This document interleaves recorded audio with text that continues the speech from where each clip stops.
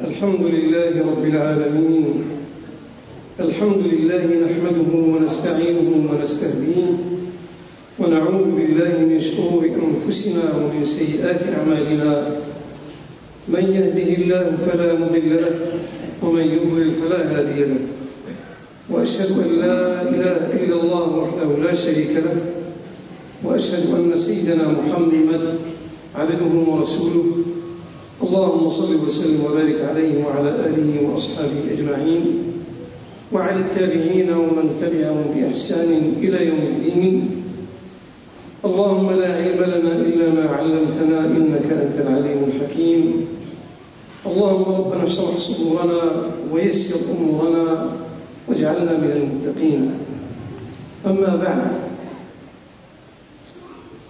فقد ذكرنا فيما سبق أن علينا أن نضبط أنفسنا وأن نربيها وأن نرغمها على ترك المنكرات، وقلنا أن ذلك شرط من شروط الانتماء إلى أمة الإسلام على ضوء قوله تعالى: كنتم خير أمة أخرجت للناس تأمرون بالمعروف وتنهون عن المنكر وتؤمنون بالله. وقد تعلمنا أن إرغام النفس على ترك المنكرات ليس بالأمر الهين، بل إنه صعب على النفس، وذلك جهد يجب على كل مسلم أن يعيه. كما قال النبي صلى الله عليه وسلم حين رجع من بعض غزواته، قال: رجعنا من الجهاد الأصغر إلى الجهاد الأكبر. فقارن عليه الصلاة والسلام بين الجهاد، بين القتال في سبيل الله، بين القتال المسلح وبين جهاد النفس، فأخبرنا أن جهاد النفس أكبر من جهاد القتال بالسلاح. والإنسان عموما والمؤمن بصفة خاصة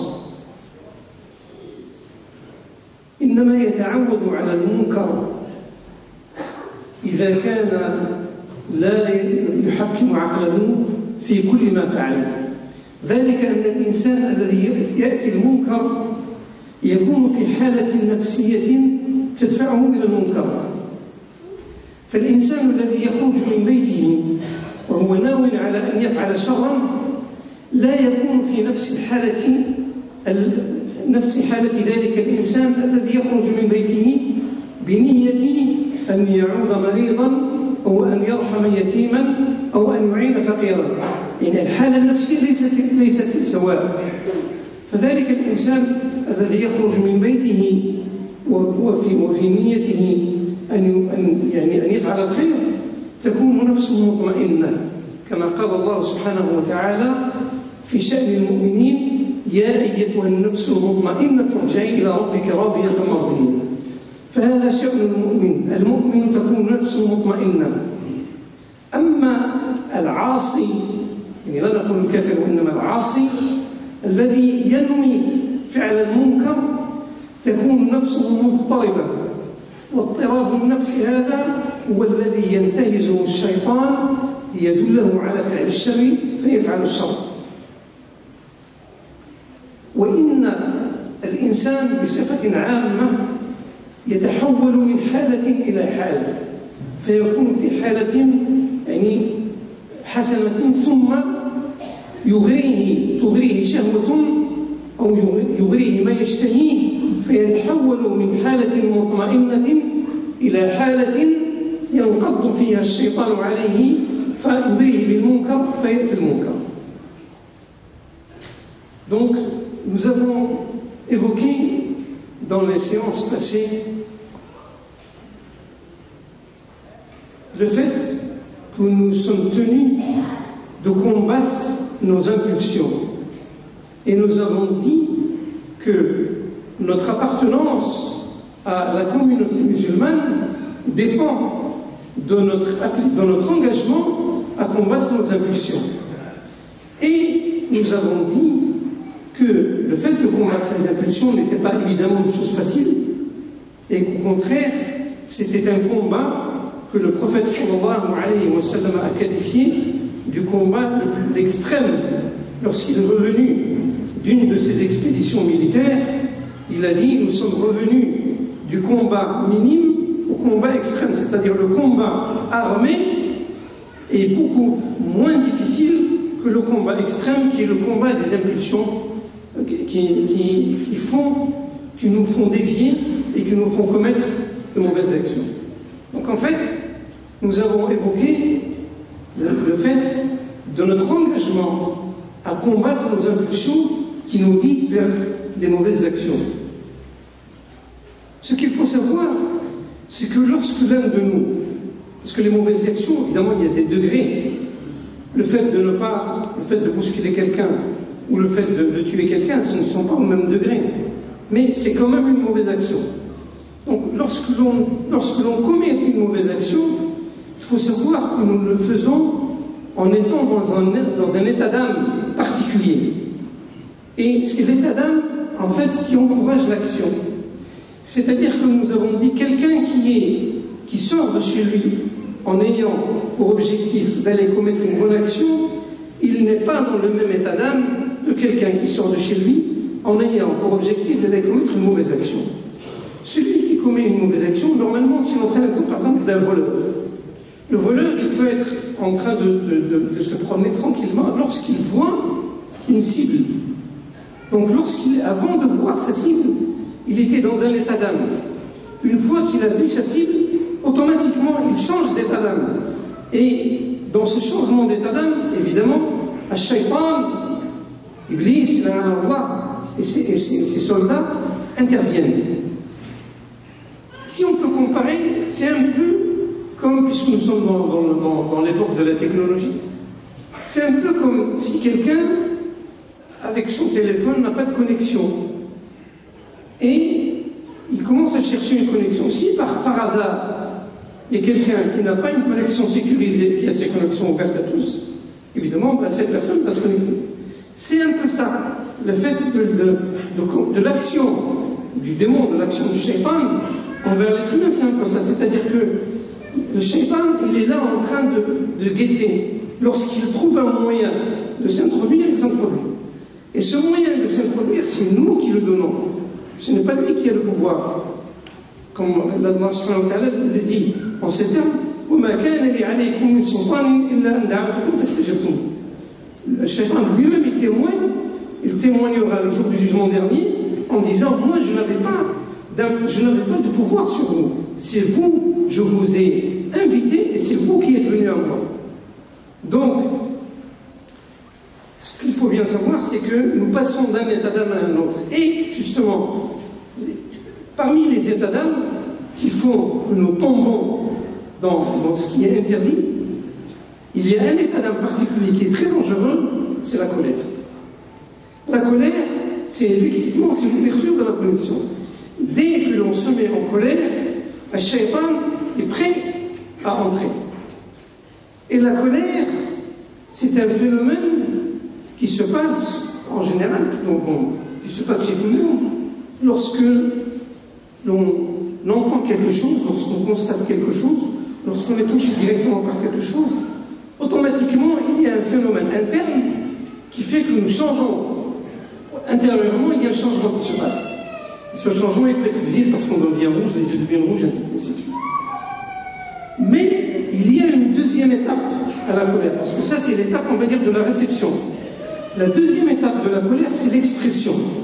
Et c'est là, en fait, c'est cela qui fait la différence entre le fait que la colère peut avoir des conséquences bénéfiques et ou peut avoir des conséquences néfastes. C'est l'expression de la colère. Ce n'est pas le fait de se mettre en colère. Parce que si par exemple quelqu'un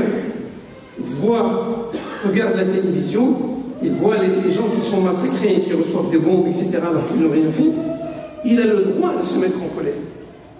Maintenant, reste à savoir quelle va être sa réaction. Est-ce que sa réaction va être réfléchie et raisonnée, ou ça va être une réaction spontanée?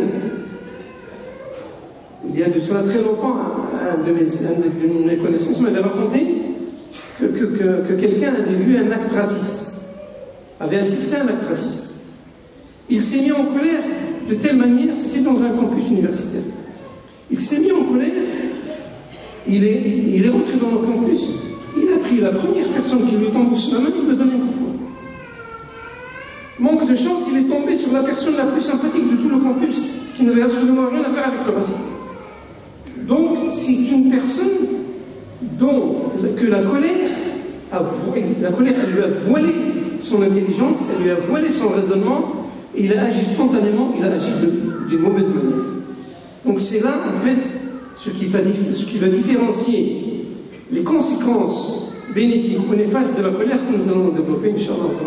إذن كما قلنا من الحالات التي يتحول إليها الإنسان هناك حالة خطيرة تكون عواقبها خطيرة وهي الغضب. الغضب هو حالة ينفعل فيها الإنسان، والانفعال يكون في مرحلتين. المرحلة الأولى الانفعال الداخلي، الإنسان يرى شيئا أو يسمع شيئا أو يمسه شيء فينفعل. أول ما ينفعل داخليا ويظهر الانفعال على ملامح وجهه. ثم بعد ذلك هناك المرحلة الثانية وهي ردة الفعل، وهنا يكون الخطر، فإنه تحكم في نفسه وكانت ردة فعله مطابقة لتعاليم دينه وكان متحكما في عقله، فقد يكون هذا الانفعال تكون عواقبه محمودة. وإن هو أتبع غضبه بالتهور هنالك قد تكون عاقبة الغضب يعني لا تكون العقوبة، قد تكون عاقبة سيئة. فكما قلنا يعني قد يكون الغضب سببا في الخير أو سببا في الشر.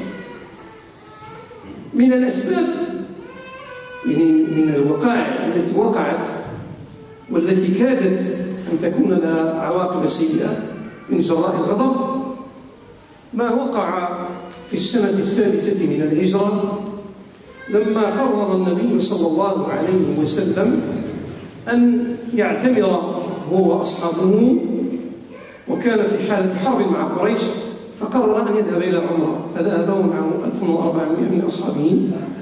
فلما وصلوا يعني بمقربة من الحرم يعني وقريش خرجت فلم يعلموا هذه يعني هل جاء للحرب أو جاء للعمرة، فوقعت يعني بعض الخلافات ثم وقع الصلح. فلما اصطلح النبي صلى الله عليه وسلم مع المشركين اصطلحوا على أن يعني يوقفوا الحرب 10 سنين، يعني من أهم البنود أن يعني تقف الحرب 10 سنين ثم أن يعود المسلمون من حيث أتوا لا يعتمرون في ذلك العام ويعودوا في العام الآخر في العام الذي يليه.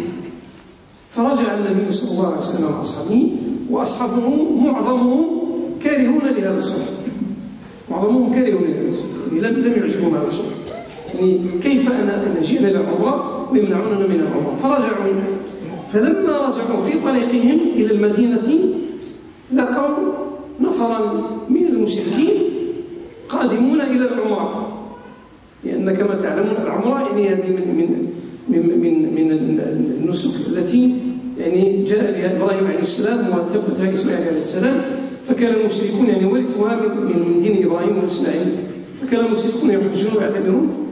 فلما رأهم المسلمون قالوا تعالوا بنا، قال بعضهم تعالوا بنا نمنعهم من العمرة كما منعتنا قريش.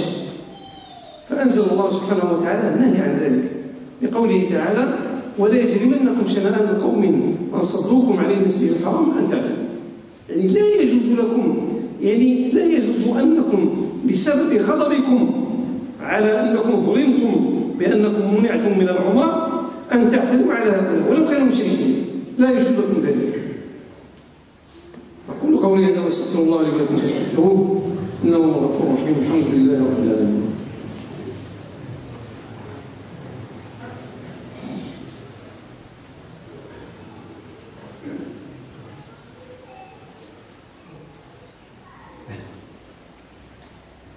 الحمد لله رب العالمين والصلاة والسلام على سيدنا محمد وعلى آله وأصحابه أجمعين. Parmi les causes, parmi les conséquences néfastes de la colère, nous avons donné l'exemple du prophète sallallahu alayhi wa sallam lorsqu'il est allé au pèlerinage, le pèlerinage à l'Umrah, c'est un pèlerinage optionnel, on va dire, alors qu'il était en état de guerre avec Quraysh dans la 6e année de l'Hégire.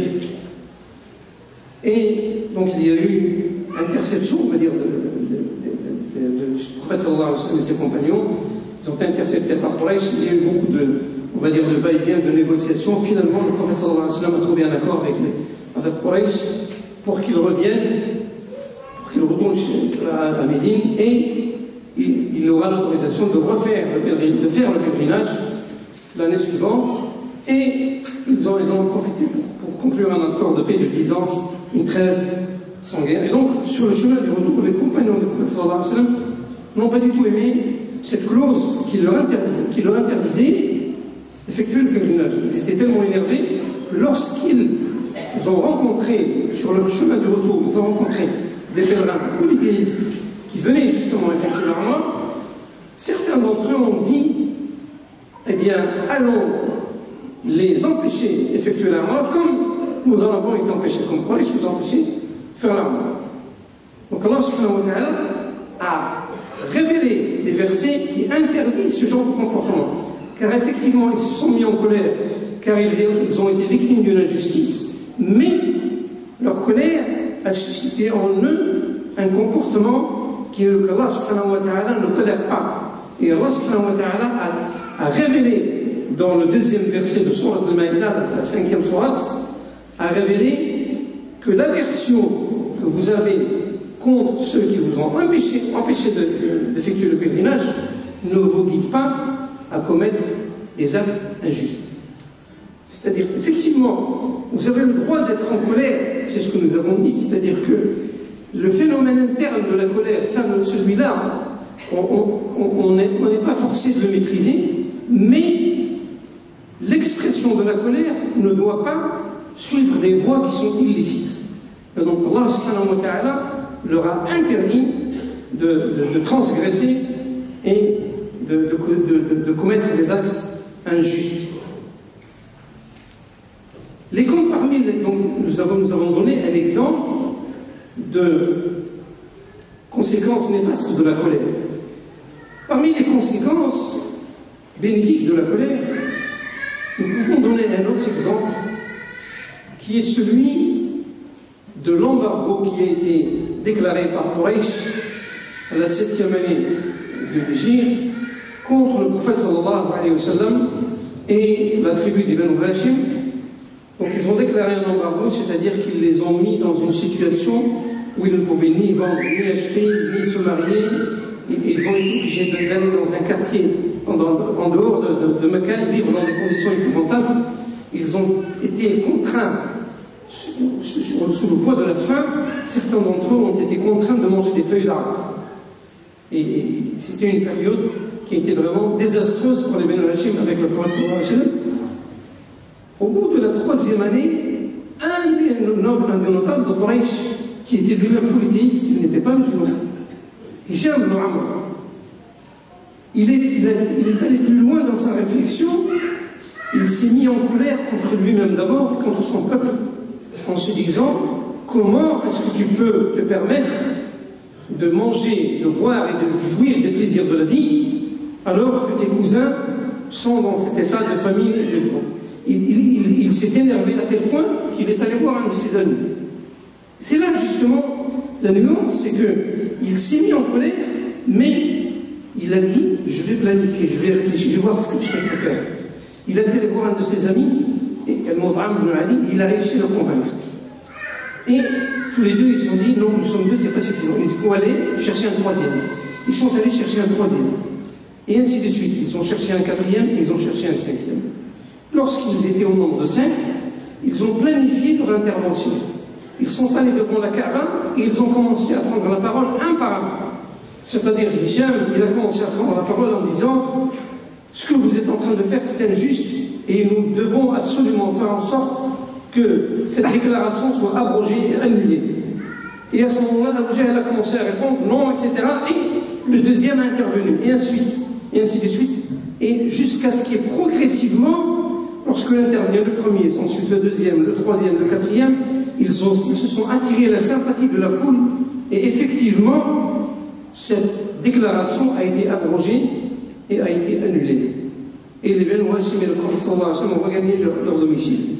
Donc en fait, nous voyons selon cet exemple que la colère d'un individu, lorsqu'elle est redirigée de manière correcte, elle peut donner des résultats satisfaisants. إذن كما قلنا إن كان للغضب عواقب سيئة فكذلك للغضب عواقب حسنة. ونذكر من ذلك مثل ما وقع بين قريش وبين النبي صلى الله عليه وسلم. ذلك أن بعد صلح الحديبية يعني النبي صلى الله عليه وسلم اتفق مع قريش على أن يعني لا تكون هناك حرب بينهم 10 سنين. وكان هناك يعني ومن البنود أن القبائل حرة في التحالف مع النبي صلى الله عليه وسلم أو مع قريش. وكان هناك قبيلتان بينهما ثأر، قبيلة بكر وقبيلة خزاعة، بينهما ثأر قديم. فقبيلة بكر دخلت في حلف قريش وقبيلة خزاعة دخلت في حلف النبي صلى الله عليه وسلم. فلما مضى على الصلح سنتان أرادت قبيلة بكر أن تنتقم من قبيلة خزاعة، فرصدوا بعض جماعة من خزاعة كانوا قرب الحرم يصلون بالليل ويتهجدون، فهجموا عليهم. فهرب هؤلاء الرجال من خزاعة، هربوا داخل الحرم فأتبعوهم داخل الحرم، والحرم ممنوع فيه القتل، فاتبعوهم داخل الحرم وقتلوا منهم أكثر من 20 رجلا داخل الحرم. فلما وصل الخبر إلى النبي صلى الله عليه وسلم جاء يعني هنالك انطلق رجل من خزاعة يقال له عمرو بن سالم، انطلق مسرعا إلى النبي صلى الله عليه وسلم فأخبره، وكان شاعرا فأخبره بقصيدة شعرية يعني بكل ما وقع.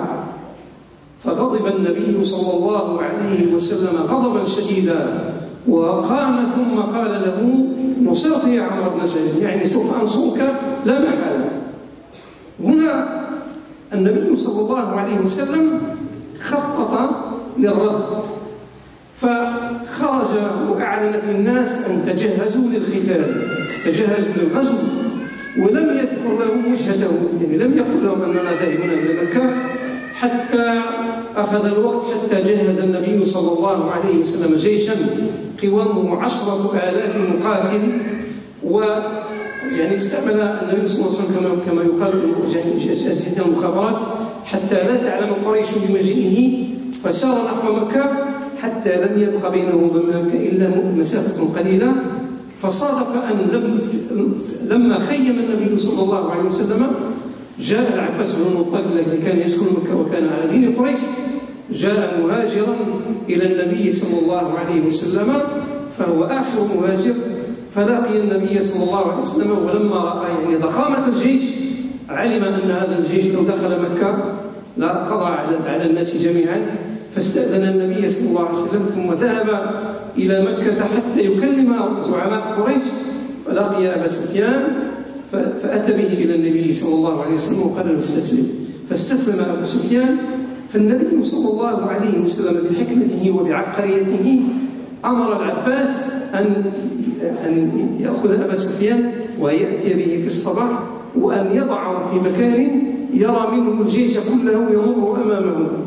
فمرت الكتائب وكتائب الجيش القبيلة تلو الأخرى حتى اقتنع أبو سفيان بأن هذا جيش لا يطيقه أحد، فرجع أبو سفيان إلى مكة وأقنع الناس أن لا يقاتلوا. فدخل النبي صلى الله عليه وسلم بجيشه، دخل وفتح مكة دون قتال، وهذا يعني أمر فريد في تاريخ البشرية كلها.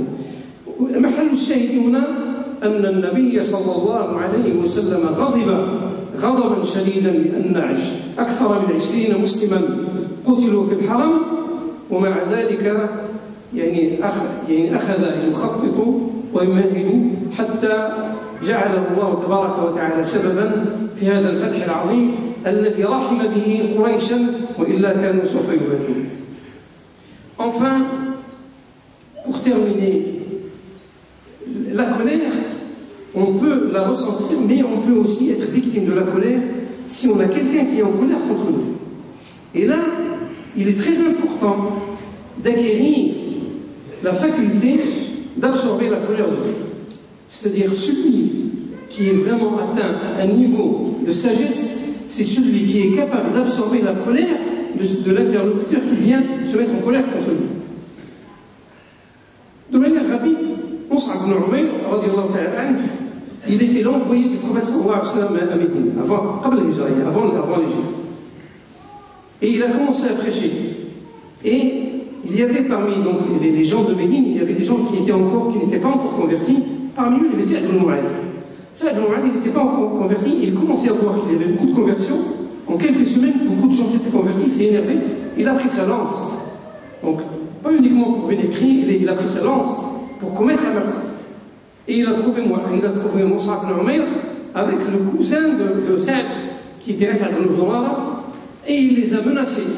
Et il a dit à As'ad, si tu n'étais pas mon cousin, j'aurais déjà utilisé cette lance. Pourquoi tu nous as ramené cet individu qui est en train de corrompre les gens? Et à ce moment-là, Mus'ab ibn Umayr, il lui a dit, de manière calme, il lui a dit, pourquoi est-ce que tu ne t'assieds pas avec nous? Tu écoutes. S'il y a quelque chose qui te plaît, tu l'apprends. S'il y a quelque chose qui te contrarie, je te promets de ne pas en parler.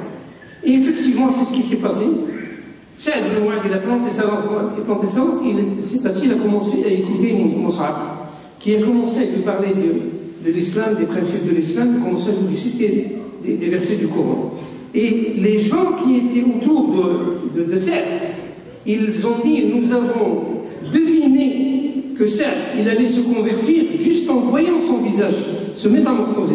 C'est-à-dire que Mus'ab, il a eu la faculté non seulement d'absorber la colère de Sa'd, mais il a la faculté de complètement de faire on va dire un tournant de 180 degrés jusqu'à ce que Sa'd soit converti à l'islam et soit devenu l'un des leaders de l'islam. أقول قولي هذا وأستغفر الله لي ولكم فاستغفروه إنه هو الغفور الرحيم والحمد لله رب العالمين.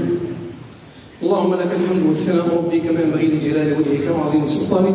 اللهم صل وسلم وبارك على سيدنا محمد وعلى آله وأصحابه أجمعين. اللهم اهدنا فيمن هديت. اللهم اهدنا فيمن هديت. اللهم اهدنا فيمن هديت وتولنا فيمن توليت وبارك لنا اللهم فيما أعطيت وقنا واصرف عنا بفضلك شر ما قضيت فإنك تقضي بالحق ولا يقضى عليك وإنه لا يذل من واليت ولا يعز من عاديت تبارك ربنا وتعاليت. اللهم ربنا اغفر لنا ذنوبنا واسرافنا في أمرنا ثبت أقدامنا وانصرنا على القوم الكافرين. اللهم ربنا آتنا في الدنيا حسنة وفي الآخرة حسنة وقنا عذاب النار. وصل اللهم وسلم وبارك على سيدنا محمد وعلى آله وأصحابه أجمعين. سبحان ربك رب العزة عما يصفون وسلام على المرسلين. الحمد لله رب العالمين وكم